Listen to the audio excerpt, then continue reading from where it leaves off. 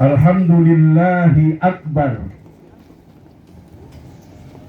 fauqa kulli man takabbar wa tajabbar. Walhamdulillahi akbar fauqa kulli man asyraka wa kafar.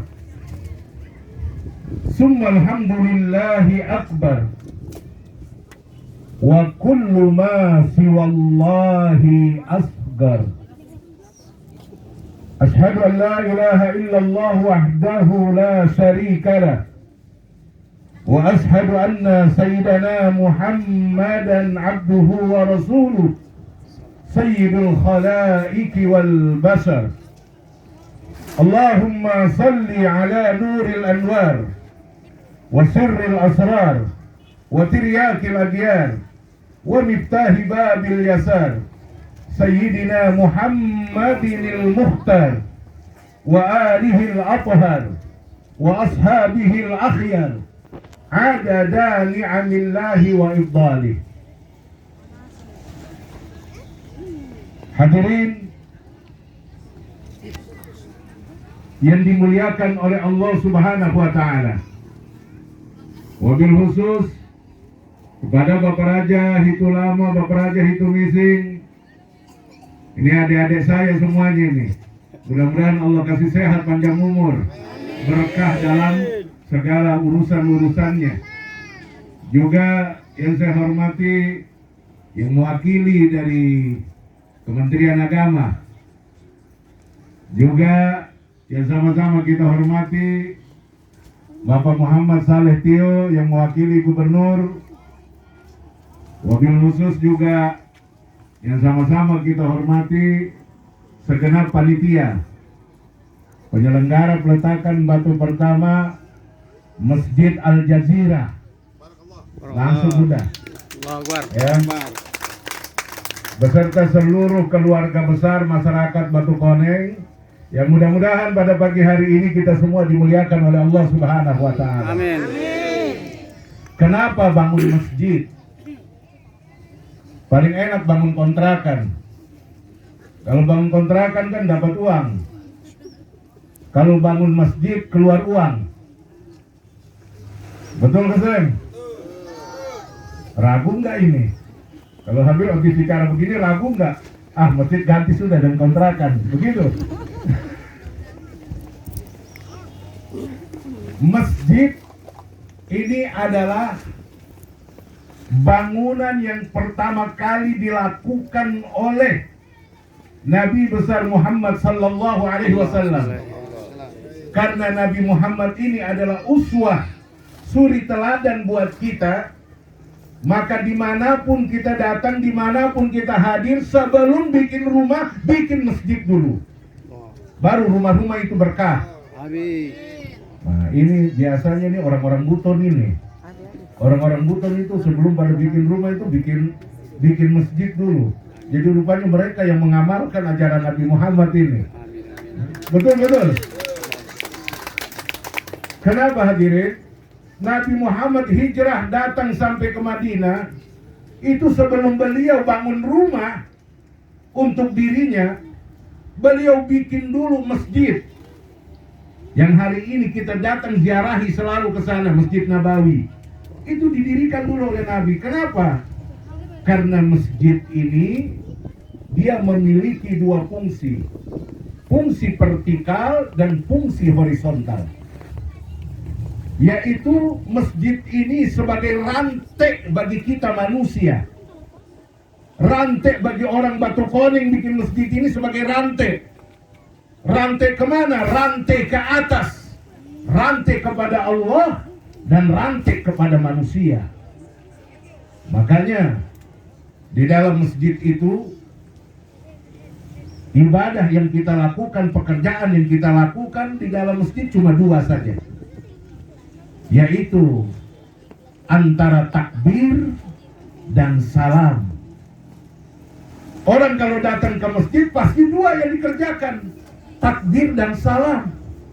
Allahu Akbar dan Assalamualaikum, Assalamualaikum. Betul? Tidak ada orang datang ke masjid itu bikin macam-macam, nggak ada. cuma melakukan dua hal. Takbir, hubungannya ke atas. Hablum minallah, sambung rantai dengan Allah. Salam, hubungannya dengan sesama manusia. Semoga kedamaian buat kalian, semoga kedamaian buat kalian. Tuh agama Islam. Agama Islam agama damai. Tidak ada agama Islam itu agama tukang bikin ribut, agama bikin peperangan, kagak. Kita bisa buktikan di mana negara, di situ mayoritas umat Islam, maka insya Allah yang minoritas terjamin. Betul? Kita lihat di India, umat Islam di sana banyak, 200 juta. Tapi orang India 1 miliar lebih. Apa yang terjadi hari ini? Lihat. Umat Islam diusir, umat Islam dibunuh-bunuhin. Di India, lihat bahwa di mana umat Islam minoritas itu pasti selalu disingkirkan. Tapi berbeda, di mana umat Islam mayoritas, maka yang minoritas akan aman dan damai. Allahu Akbar. Kita lihat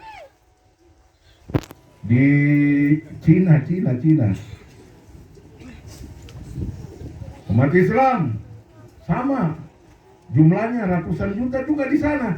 Tapi karena penduduknya hampir 2 miliar, jadi 200 juta itu nggak ada apa-apanya. Ya. Bahkan 300 juta mau dikirim ke Indonesia. 300 juta ini mau dikirim ke Indonesia. Nah, ini bicara sebagai seorang pejabat negara ini. Ini resmi. Jadi Bapak Ibu hadirin sekalian,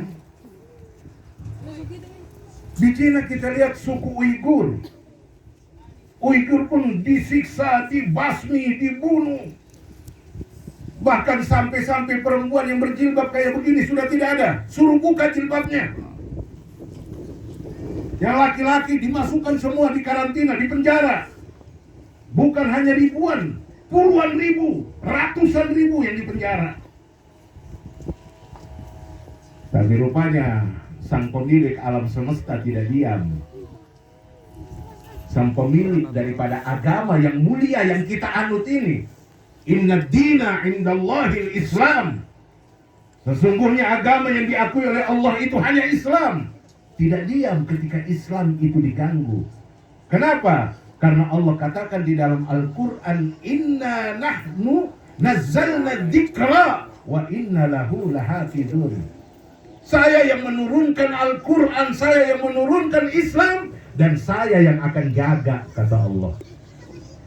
Jadi siapapun mau berhadapan dengan Islam, yang mau merusak Islam, yang mau menghancurkan umat Islam, maka dia siap berhadapan dengan sang pemilik Islam, yaitu Allah Subhanahu wa Ta'ala.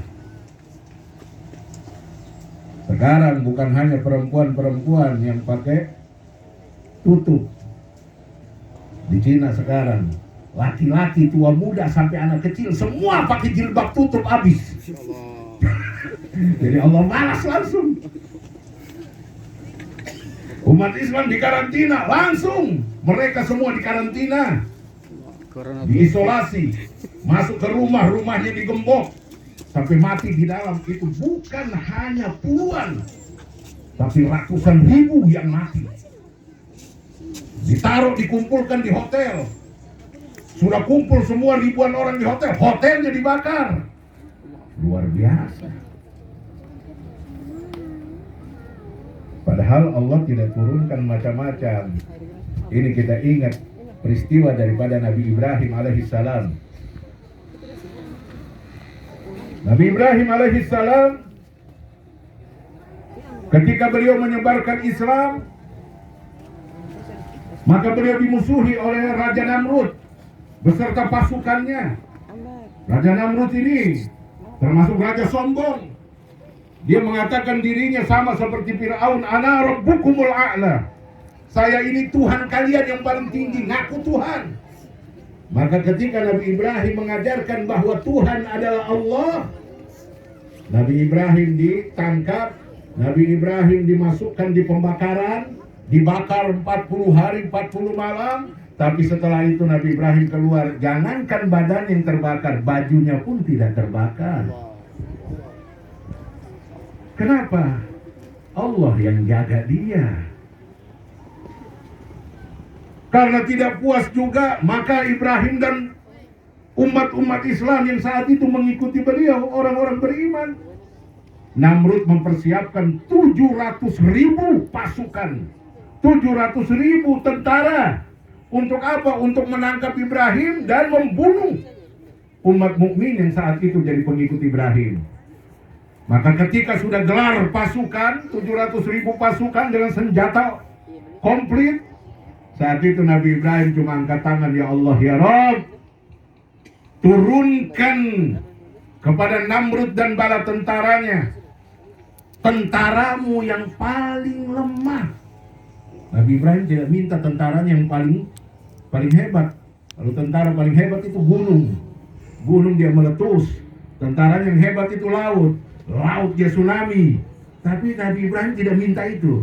Nabi Ibrahim bilang, turunkan untuk menghadapi Namrud dan pasukannya, ya Allah, tentaramu yang paling lemah, kecil. Selesai Nabi Ibrahim berdoa, tidak lama kemudian ketika pasukan Namrud mau menyerang Ibrahim dan umat beriman, saat itu Allah turunkan pasukannya yang paling kecil, ya, ribuan bahkan jutaan nyamuk Allah turunkan. Kecil keseng? Kecil.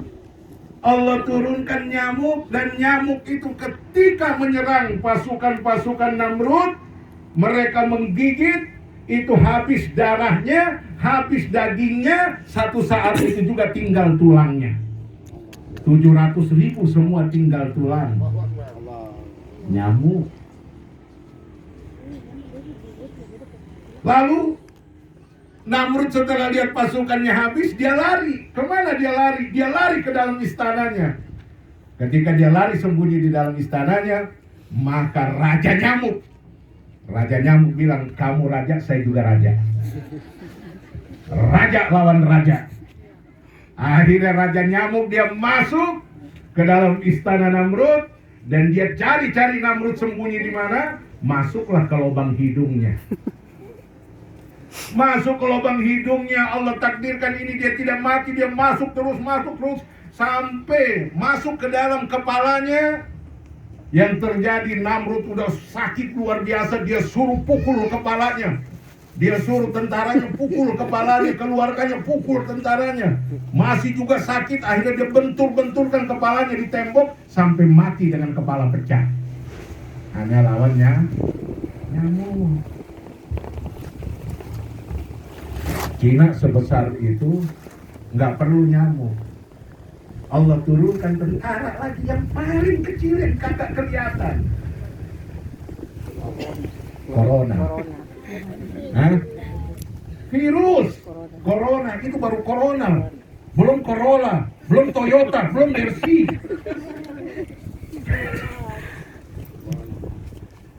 Udah kalang kabut. Itu diperkirakan 3 bulan sampai 6 bulan kalau kasus corona ini tidak selesai, maka negara Cina, negara adidaya, negara besar ini akan hancur berantakan. 3 sampai 6 bulan saja. Kenapa? Karena Xi Jinping, Perdana Menterinya, presidennya itu sombong. Ketika dia gelar pasukan, dia bicara sama kayak Namrud. Dia gelar pasukan tentara Cina begitu hebat, begitu luar biasa. Dia bilang tidak ada satu kekuatan pun di muka bumi ini yang bisa mengalahkan Cina. Ya, karena Amerika juga udah mulai goyang melihat tentara Cina yang begitu banyak. Tidak ada satu kekuatan pun di dunia ini yang bisa mengalahkan pasukan daripada Cina. Belum sebulan dia bicara seperti itu, Allah turunkan pasukan virus corona. Dan herannya itu virus corona hanya berputar-putar di mereka saja. Di daerah Islam yang ada di Cina, Uighur dan lain sebagainya, semuanya aman, tidak ada kena virus. Jadi umat Islam gak usah khawatir. Umat Islam gak usah khawatir kena virus corona. Kenapa? Yang kena virus corona itu Allah pilih yang kagak sholat. Takbir. Jadi yang kena itu yang kagak sholat. Kalau yang sholat terhindar dari virus corona. Amin. Karena virus corona itu dia 9 jam. Dia nempel di tubuh itu 9 jam. Umat Islam nggak pakai nunggu 9 jam. 5 kali dalam satu hari itu dia berwudu, dia cuci tangan, dia kumur-kumur, dia isap hidung. Ya, isap air dengan hidung. Dia cuci muka, semuanya, kakinya dia cuci semua. Akhirnya virus corona itu hilang, dia tidak bisa tinggal lebih lama. Tapi yang kalau nggak pernah sholat, siap-siap aja terima corona. Jadi orang Batu Koneng, ya hari ini kita meletakkan batu pertama untuk pembangunan masjid ini. Tadi Bapak Raja sudah katakan bahwa wilayah Batu Koneng ini adalah masuk di dalam wilayah Jazirah.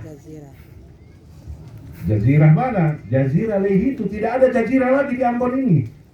Ada Lehi Timur sebelah sana, tapi ini Jazirah Lehi itu dari ujung ke ujung. Dari mulai batas alam sampai liang sana, sampai ujung sana itu Jazirah Lehi itu. Itu nggak bisa dihilangkan dari sejarah. Lalu bagaimana secara hukum negara?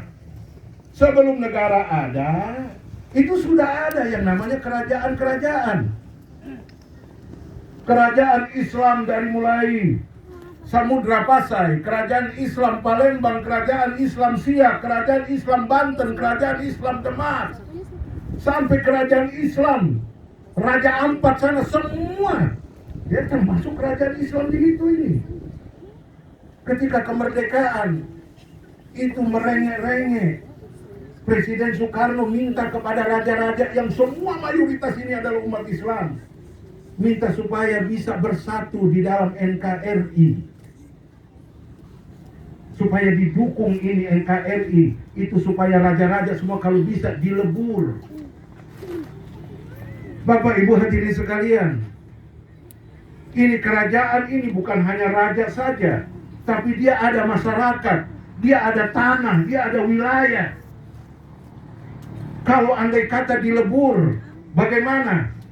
Oke, kita lebur secara politik, sudah tidak ada kerajaan, tapi hak-hak tanahnya, hak-hak adatnya itu tetap dihormati dan diakui oleh negara.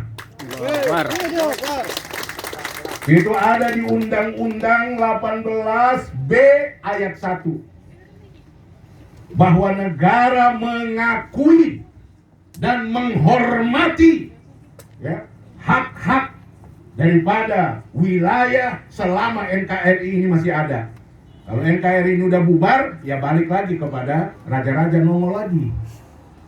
Tapi kalau selama NKRI masih ada, maka hak-hak wilayah itu tetap dijaga. Hak-hak hukum adat itu tetap dijaga oleh negara. Diakui. Sudah tidak ada lagi kalimat yang lain. Nah, karena undang-undangnya diakui seperti itu, menghormati seperti itu, maka negara tidak boleh berbuat semaunya.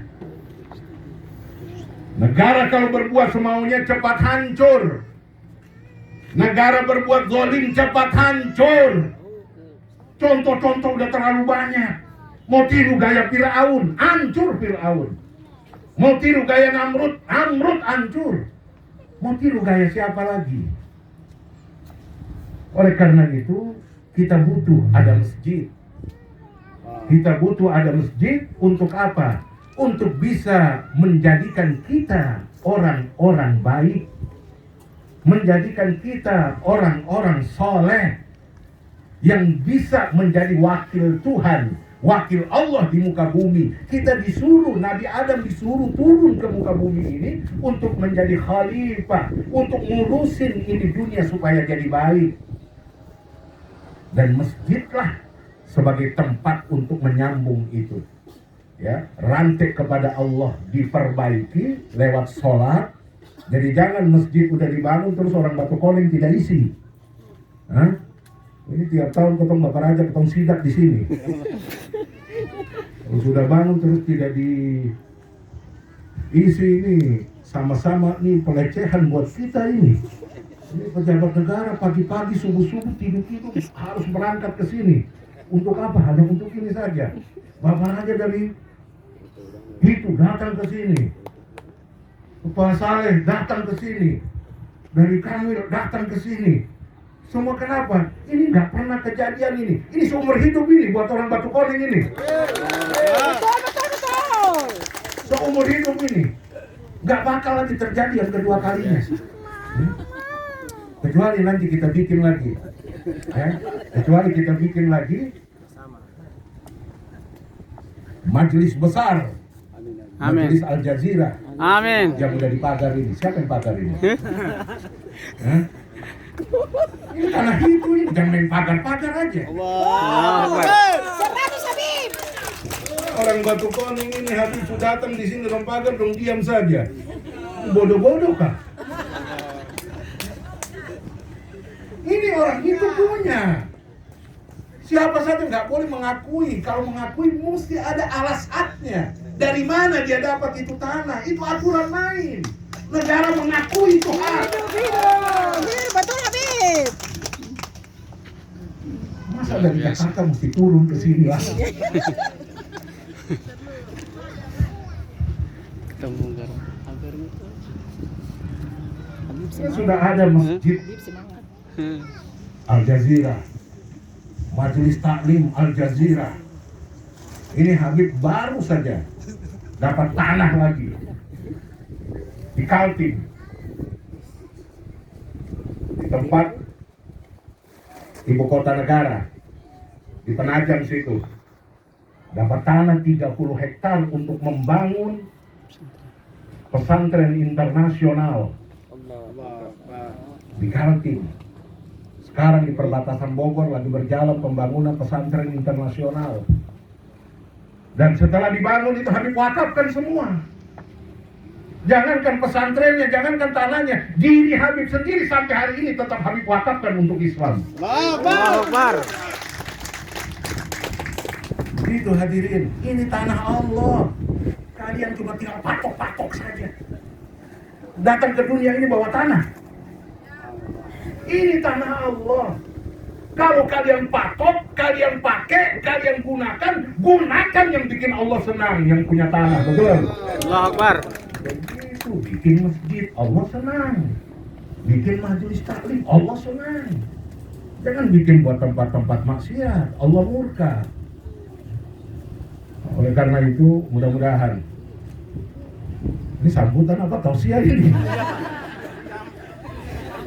Tausiah. Ini Habib ini 5 periode jadi anggota dewan ini hanya gara-gara tausiah kayak begini. Tidak pakai duit. Tidak pakai duit. Hanya ceramah kemana-mana. Punya jaringan majelis di Banten. Itu 1.350 majelis. Habib buka semua majelis di mana-mana. Kalau setiap majelis 1.000 orang saja, berarti 1.350 majelis itu sudah 1.350 orang. Gimana nggak jadi dewan? Betul? Betul. Gitu, jadi bagi calon-calon yang mau jadi dewan lagi, bikin majelis. Jangan giliran mau pencalonan baru datang ke majelis. Terlambat. Dari sekarang bikin majelis. Paling tidak satu majelis ada 500 orang, 100 orang, lumayan. Jadi Bapak Ibu hadirin sekalian, sekali lagi atas nama Putra Hitu, Habib mengucapkan selamat untuk pembangunan peletakan batu pertama. Ini peletakan batu pertama dan terakhir atau bagaimana? Masih lanjut. Masih lanjut? Lanjut terus. Ya, peletakan batu pertama dan setelah itu lanjut bangun. Udah ada berapa trek? Tanah. Udah siap belum? Siap insyaallah. Udah siap? Semen? Tambah lagi Pak. Hah? Masih Ya tambah. sudah, karena ini Habib ada di atas ini 100 sak semen buat awal. Habib 100 sak. Pak Gubernur itu 200 sak. Pokoknya tinggal tunjuk saja. Kalau urusan masjid itu bukan rumah kita, tapi rumah Allah. Rumah Allah, masjid itu Baitullah. Jadi kalau mau bertahan dalam jabatannya, berkah dalam hidupnya, berkah keluarganya, bikin masjid, bantu masjid. Amin amin. Maka alhamdulillah, Habib masih keliling kemana-mana itu. Kalau ada yang mau bangun masjid, sudah berapa? Kita bantu nanti. Udah begitu aja, yang penting masjid. Kenapa? Karena masjid itu langsung makan, nggak bisa dijual, ya kan? Oleh karena itu mudah-mudahan Allah kasih berkah buat warga Batu Koneng semuanya. Amin. Amin. Yang kedua cepat bongkar itu. Siap. Persiapan martelu. Harus didukung juga supaya ada majelis, supaya hidup. Dan ini akan jadi majelis percontohan di Kota Ambon. Setiap tamu-tamu Habib dari luar negeri, ya, dari Jordan, dari Palestina, dari Suriah, dari Timur Tengah, itu datang ke Ambon, nginapnya di sini. Istirahatnya di sini. Gitu. Jangan datang di sini orang tukang bikin maksiat baru datang di sini. Bisa hilang berkah ini. Ini Ambon ini kan berada di Maluku. Maluku itu para habaib ketika menyebarkan dakwah ke negeri ini, mereka yang kasih nama. Ketika datang ke pulau ini ada raja, datang ke pulau ini ada raja, datang ke pulau ini ada raja. Itu langsung semua para habaib yang datang ke sini menyebarkan dakwah ini, mereka bilang bagaimana? Subhanallah, hada ardul muluk. Ini tanah raja-raja. Akhirnya mereka kasih nama Maluku. Maluku itu dari arti bahasa Arab muluk, yaitu tanah raja-raja. Dari nama saja itu bukan dari orang lain, bukan dari Portugis, bukan dari